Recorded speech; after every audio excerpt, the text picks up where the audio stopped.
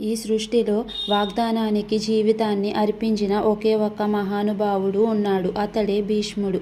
గంగాదేవి కుమారుడైన భీష్ముడు తండ్రి శాంతనుడి సంతోషం కోసం తన జీవితాన్ని త్యాగం చేసి బ్రహ్మచర్య వ్రతం స్వీకరించాడు.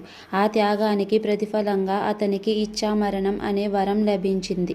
కాలం గడిచింది. కురుక్షేత్ర యుద్ధం వచ్చింది. యుద్ధ భూమిలో భీష్ముడు ధర్మానికే బద్ధుడై పోరాడాడు. అర్జునుడి బాణాలు వానలా కురిశాయి. భీష్ముడు సరసయ్యపై కూలిపోయాడు.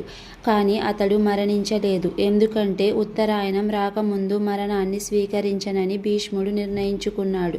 సరసయ్యపై పడుకొని భీష్ముడు యుధిష్ఠిరుడికి రాజధర్మం, మానవ ధర్మం, మోక్ష మార్గం గురించి అమూల్యమైన ఉపదేశాలు ఇచ్చాడు. సూర్యుడు ఉత్తరాయణంలోకి ప్రవేశించాడు. మాఘమాసం శుక్లపక్షం అష్టమి తిథి నాడు భీష్ముడు తన ప్రాణాలు విడిచాడు. ఆ రోజునే భీష్మాష్టమి అని అంటారు.